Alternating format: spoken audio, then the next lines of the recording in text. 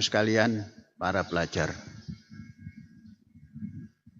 pengurus pelajar yang demisioner dan juga yang baru saja dilantik, yang saya cintai, kemudian seluruh pelajar, baik perwakilan dari sekolah dasar atau ibtidai maupun sekolah menengah, kemudian juga dari seluruh perwakilan koordinator, majelis guru dan para guru, kepala sekolah dan tim atau eksponen LKM yang hadir. Alhamdulillah pada hari ini kita menyaksikan pelantikan dan mendemisionerkan pengurus organisasi pelajar Ma'had Az-Zaitun yang demisioner adalah periode ke-19. Kemudian yang dilantik baru saja adalah periode ke-20. Hadirin sekalian, organisasi pelajar memang seperti satu kegiatan yang biasa. Seperti hakikatnya organisasi pelajar itu adalah latihan singkat namun padat untuk menampakkan kemampuan memimpin dari orang per orang, dari presiden, wakil presiden, dan para menterinya pada saat memegang jabatan itu, yang kemudian nanti pengalaman yang didapat dari keorganisasian ini akan melekat, terbawa sampai kapanpun. Mengapa? Karena pelatihan dasar. Pelatihan dasar di tingkat menengah itu sangat menentukan untuk tampil ke depan, hidup bermasyarakat yang lebih besar, lebih luas, dan lebih bercorak ragam yang ada. Nah, dengan adanya organisasi pelajar yang seperti ini yang kita lakukan dengan tertib ini, diawali dari pemilihan. Sejak dini, sejak awal berdiri organisasi pelajar, saya mengajarkan atau mendidik atau membiasakan tampil secara demokratis. Demokratis itu adalah tampil komitmen terhadap kerakyatan. Jadi rakyat yang ada di Ma'had Az-Zaitun ini adalah pelajar dan guru. Kemudian demokratisnya adalah pelajar dipilih oleh pelajar. Awal mula pelajar yang diberi hak itu pelajar menengah. Kemudian berkembang kepada SD, diberi wewenang atau diberi kesempatan untuk menampilkan suaranya. Karena pelajar juga. Karena nanti yang di manage oleh organisasi pelajar ini sampai tingkat SD. Diberi kesempatan di SD kelas 5 dan 6. Kemudian berkembang dari kelas 4, 5, dan 6. Kemudian di periode 20 ini dikembangkan semua pelajar yang sudah bisa membaca dan menulis. Maknanya kalau kelas 1 belum bisa membaca dan menulis, itu kelemahan daripada manajemen pembelajaran di ibtidaiyah. Nah, jadi ke depan semua itu sudah bisa membaca dan menulis. Artinya seluruh pelajar Ma'had Az-Zaitun tidak dibatasi umur, yang penting pelajar Ma'had Az-Zaitun boleh memberikan suaranya untuk menampilkan progresivitas demokrasi di kampus kita ini. Yang progresif, demokrasi yang progresif. Anak-anakku sekalian, pembelajaran seperti ini akan diingat sepanjang masa. Karenanya yang lama, yang demisioner, dan yang baru diangkat, ini jadikan semua ini pengalaman. Pengalaman yang kelak akan memberikan sensitivitas kepada kita dalam bergerak di masyarakat. Kemudian kita kita himpun semua itu sehingga tertanam menjadi satu ilmu pengetahuan yang kita aplikasikan dalam hidup.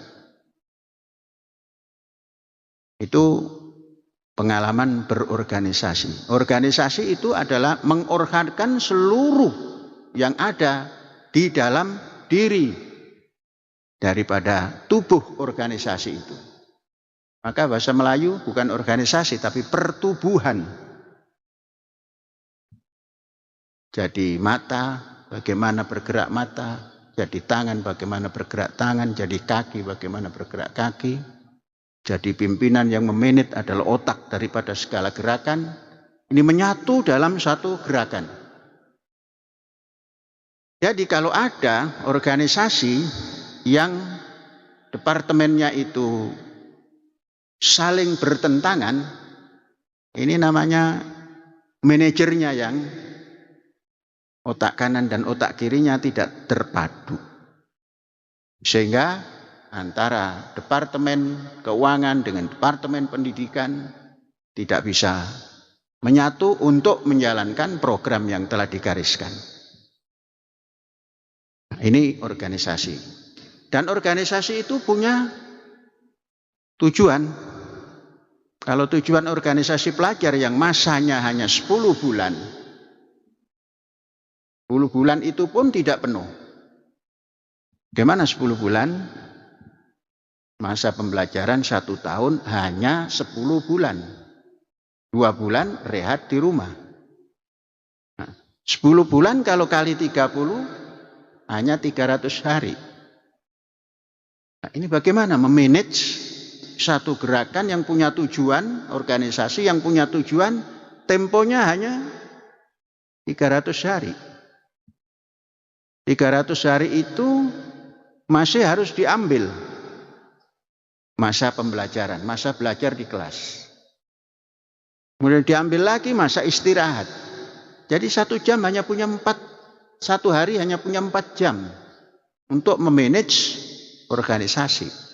4 jam kali 300 berarti 1200 jam. Maka hitunglah gerakan atau program ini jam per jam, bukan D per D, tapi jam per jam. Nah, jadi kita bisa mengevaluasi jam ini. Maka buat jam, berapa jam dalam 1 tahun kerja, itu ditulis jam ke-1 hari ini tanggal sekian, jam kedua, dan terus seperti kurikulum yang dijalankan di kelas. Dengan begitu, maka sebesar apapun dan sebanyak apapun program itu bisa dijalankan. Nah, yang memanage semua ini adalah presiden dan wakil presiden. Presiden, wakil presiden harus punya kerjasama yang jelas. Pada waktu pemilihan itu satu paket atau bagaimana? Satu-satu. Berarti presiden punya kewajiban, kemudian wakil presiden punya kewajiban. Jadi tidak ada wakil presiden itu menjadi ban serep, tapi menjadi ban kiri kanan. Kalau ban kiri kempes, yang kanan nggak bisa jalan. Jangan seperti yang berjalan hanya sebagai ban serep. Roda 2, tapi yang jadi presiden itu roda depan, roda belakang. Nah, terus ban serep. Nah, kita jangan begitu. Karena terpilih secara langsung, presiden terpilih langsung, wakil presiden terpilih langsung, dua-duanya harus seiring sejalan. Ban belakang jangan mendahului ban depan, nanti roboh. Dan seterusnya. Kemudian yang namanya departemen-departemen yang dipimpin oleh menteri, itu pun antara pimpinan departemen dan wakil-wakilnya seperti halnya presiden dan wakil presiden, kerja bersama. Bukan kerjasama, kerja bersama. Kalau kerja bersama itu tidak mungkin terjadi saling jegal-menjegal karena kerja bersama. Kalau kerjasama mungkin yang satu agak sedikit malas, yang satu rajin. Karena apa? Kerjasama. Kalau kerja bersama semuanya rajin. Nah, ini jadikan satu pedoman sehingga ke depan kalau kita sudah masuk ke lingkaran besar organisasi, kita mampu mengadakan atau memanage organisasi besar itu. Kalau boleh saya sampaikan pengalaman. Saya sejak SD sudah punya pengalaman memanage. Apa? SD begitu bisa berbahasa Indonesia, membuat klub. Klub apa? Klub sepak bola. Mempraktekkan bahasa Indonesia. Kemudian dinamakan klub itu TBTO. T-nya tiada, ini bahasa Indonesia yang asli. Tiada, bukan tidak ada, tiada. B-nya bola, T1 lagi tendang, O-nya orang. Nah, kita tidak mengenal filosofinya, mengenal bahasa karena baru bisa bahasa Indonesia. Zaman dahulu, tahun 50-an, pelajaran bahasa Indonesia diajarkan di kelas 3 SD. Dulu tidak ada sekolah dasar, sekolah rakyat. Jadi masih kerakyatan gitu. Jadi sekolah dasar yaitu sekolah rakyat. Itu memanage klub. Klub itu kalau mainnya punya anggota 14 main bersama. Memimpin klub tapi tidak mengenal sistem olahraga sepak bola. Klubnya 14 main bersama. Wasitnya dulu tidak pernah diajari jadi wasit bagaimana. Pakai suten saja, set. Antara klub ini dan klub itu, set, umpamanya klub A menang, dia yang jadi wasit. Kalau klub A itu berat sebelah, ini boleh protes, enggak bisa. Umpamanya gol, menurut yang B ini tidak, ya tidak. Itu zaman dulu. Namun tidak pernah ada berantem. Nah, itu sisi keberuntungannya itu tidak berantem. Yang penting yang sana 15 sini 14 pun tidak apa-apa. Yang tidak boleh main bersama adalah yang lebih besar. Maka dicari yang besar-besar semua. Yang kecil-kecil semua. Itu zaman tahun 50-an. Saya punya pengalaman seperti itu. Begitu masuk sekolah yang tingkat menengah, itu juga pengalaman. Berkali-kali. Karena saya sering tidak pulang dalam waktu libur. Dan waktu libur itu ada organisasi khusus. Namanya panitia, kalau Ramadan, panitia bulan puasa. Masuk ke Syawal, panitia bulan Syawal. Dan seterusnya. Itu memberi kesempatan kepada kita untuk berpikir dan untuk menyerap. Menjadi, kalau anak-anakku sekarang itu menteri pengajaran, pendidikan dan pengajaran. Kita terapkan semua. Yang ada di benak ini kita tuangkan dan dapat kerja, kita jalankan. Kita tidak bergantung pada guru. Guru menegur, ini program. Begitu dulu kami. Nah, sehingga pengalaman itulah yang kemudian terpatrik di dalam kehidupan keseharian sampai dengan hari ini. Itu pentingnya berorganisasi. Kemudian anak-anakku sekalian, manfaatkan semua kesempatan yang hanya 300 hari, satu harinya kurang lebih 4 jam atau 5 jam. Jadikan semua itu program kerja jam pertama sampai jam, kalau kita ambil 5 jam sehari. Tentukan nanti dalam musyawarah. Jam 1 ke 1 sampai jam 1500. Itu gampang mengevaluasinya. Kemudian evaluasi itu jangan harus 1 pekan. 1 pekan kalau bisa 7 hari mengevaluasi. Hari ini 5 jam kerja, ujungnya dievaluasi apa yang sudah berjalan, apa yang belum berjalan.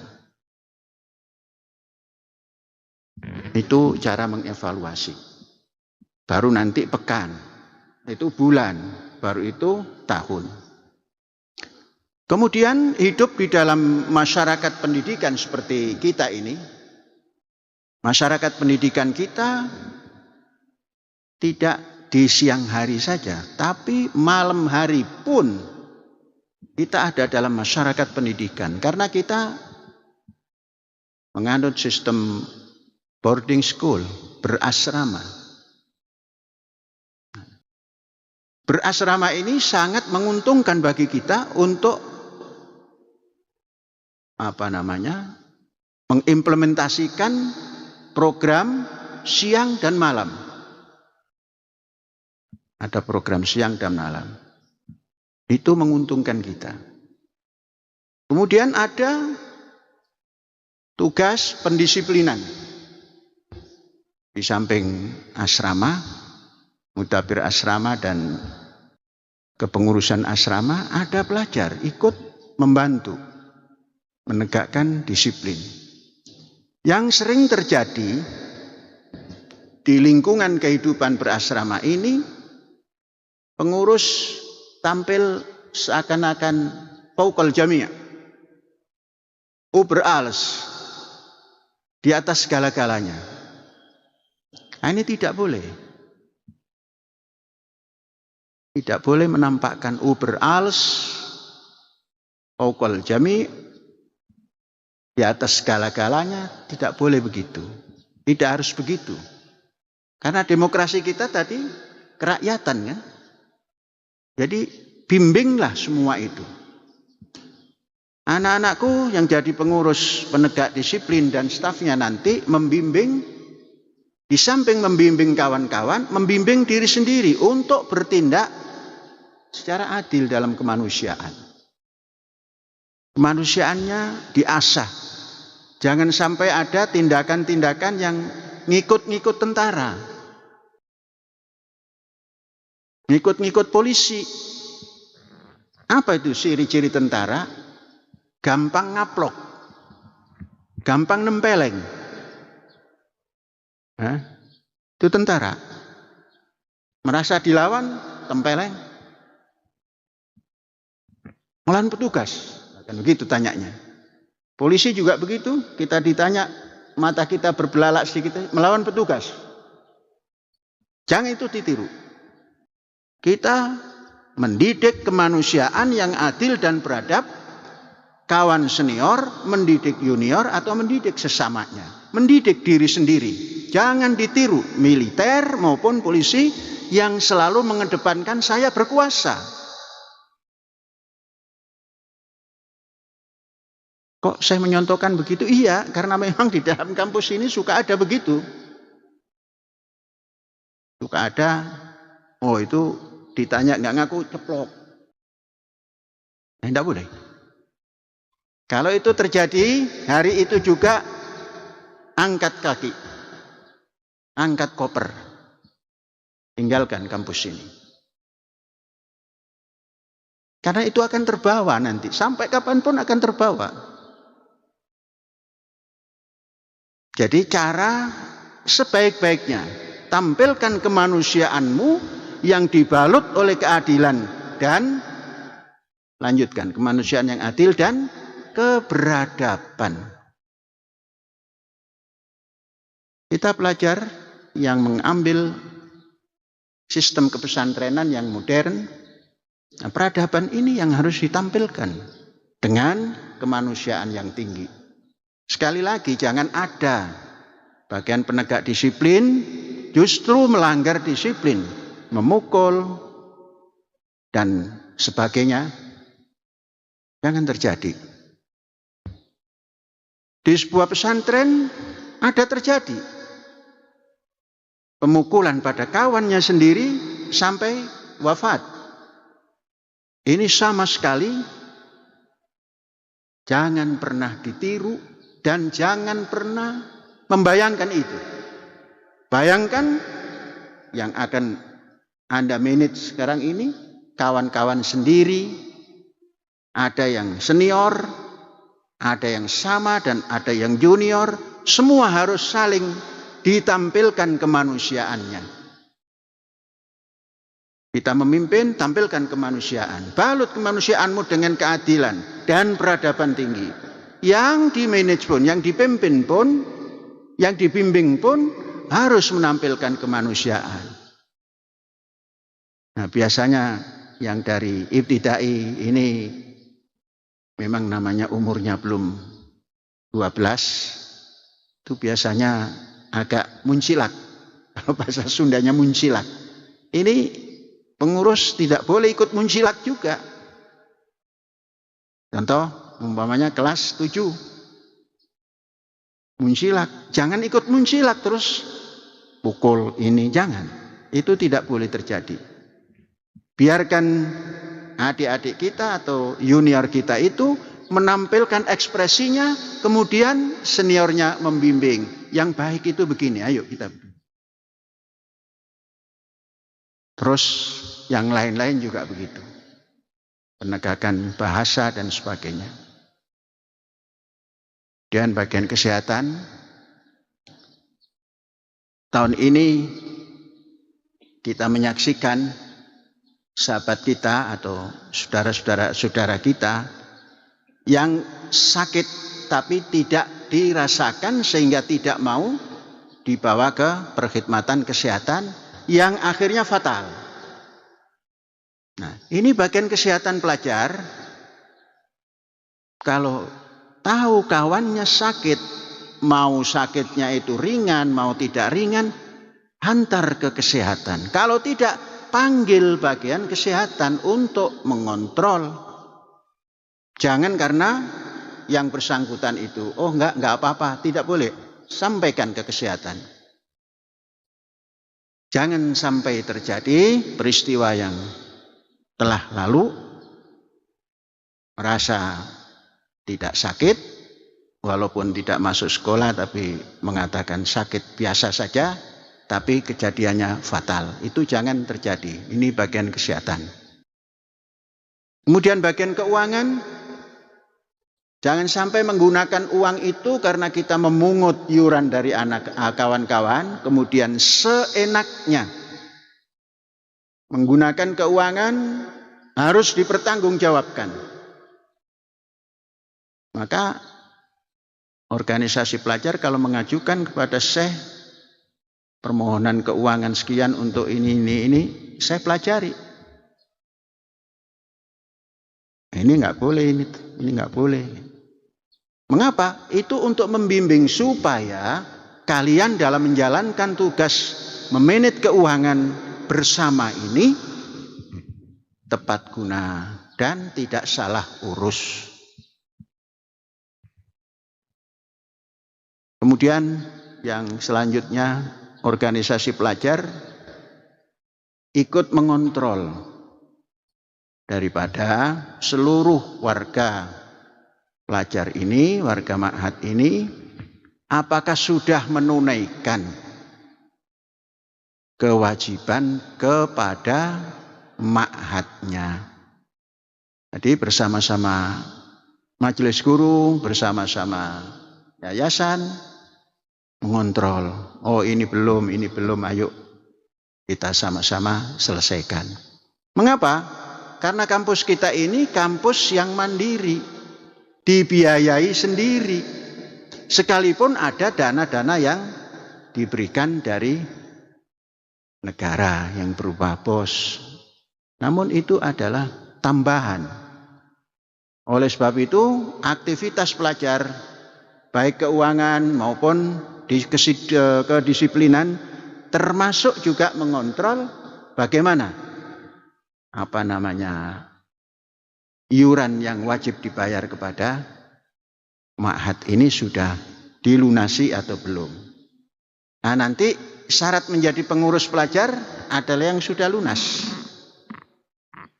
Nah, nanti untung kalian hari ini belum kena undang-undang itu.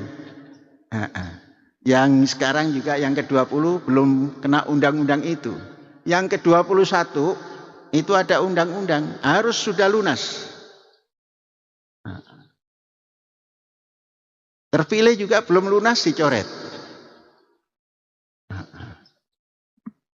Mengapa? Nagihnya susah. Kalau belum lunas itu nagihnya susah. Ya sudah, ini aja. Kemudian setiap pelajar yang pernah menjadi pengurus ataupun pengurus organisasi pelajar Ma'had Az-Zaitun akan diberikan sertifikat bahwa yang bersangkutan pernah menjadi pengurus. Nah, dimulai sejak periode ini ke belakang. Jadi kalau periode ini dibuatkan, periode 1 juga harus dikasih. Maka nanti kodenya 1/19 nomornya itu. 1 itu nomor, 19 itu periode kepengurusan. Kemudian selain yang tertera narasi di depan, di belakangnya pun ada. Di belakangnya itu nama orang tua. Ayah. Lahir tahun berapa? Tempat tinggalnya di mana? Kerjaannya apa? Ibu lahir di mana? Kerjaannya apa? Adik kalau memang punya adik, abang kalau punya abang, seluruh keluarganya tercantum di situ. Mengapa begitu? Ini yang menghantarkan kalian jadi presiden itu kan ayah dan ibu. Kalau majelis guru dan syekh itu hanya membimbing saja itu. Tutwuri handayani ing ngarsa sung tulodo ing madya mangun karso. Jadi yang mendidik sesungguhnya ayah, ibu dan saudara-saudaramu. Jadi nanti ayahmu ada potret. Itu di sertifikat itu. Ibumu ada potret. Saudaramu, umpamanya saudaranya 13, ada semua. Kenapa 13 kok ketawa? Syekh dulu saudara seayah seibu itu 12. Tapi yang sampai hari ini masih mengabdi di dunia 4. Nah, jadi nanti ketahuan. Oh ini keluarga besar. Namun adanya di belakang surat apa istilahnya?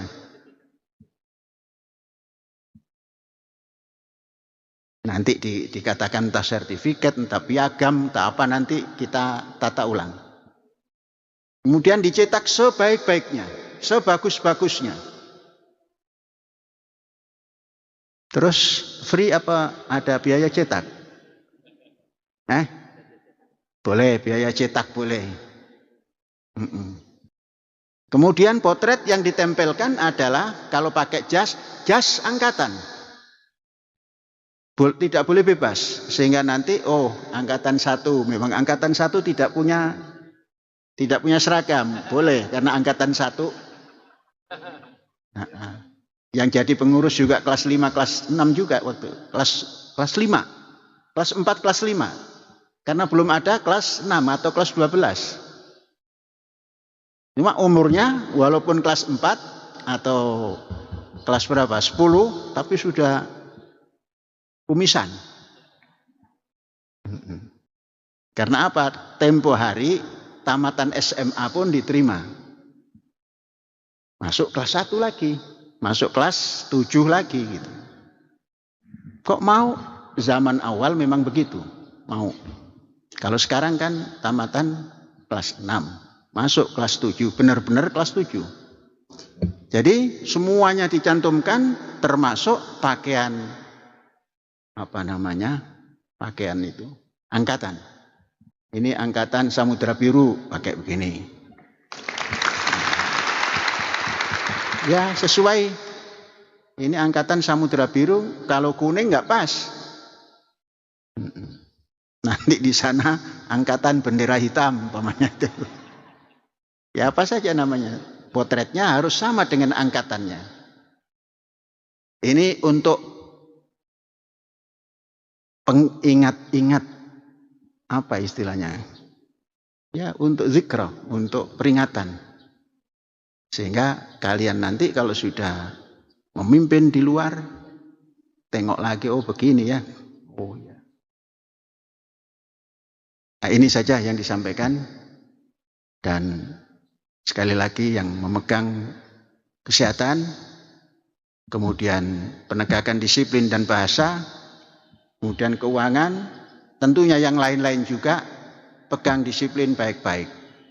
Jangan sampai membuat sesuatu yang melanggar disiplin. Sebab melanggar disiplin di kelasmu, di angkatanmu, di tugasmu, sudah tidak ada lagi excuse me. Tidak ada lagi maafkan saya. Yang ada angkat koper, angkat kaki, angkat semuanya, pulang kampung. Itu sudah diingatkan itu. Nah, saya mau melanggar biar pulang kampung. Boleh. Boleh. Tapi itu namanya menjadi kemanusiaan yang tidak adil dan tidak beradab. Ya, ingat ya. Pegang teguh itu. Mudah-mudahan selamat dalam perjalanan mengarungi hidup yang lebih besar. Kemudian selamat agar bisa menempuh pendidikan yang lebih tinggi lagi stratanya. Selamat berhasil menaungi hidup. Mandiri. Jangan kalian jadikan cita-cita sebagai pegawai negeri. Terbatas. Tapi menjadi pegawai yang menjadi pimpinan pegawai yang banyak. Memiliki pegawai yang banyak. Itu lebih baik daripada menjadi pegawai negeri. Bab kaya sedikit, oh ini dari mana?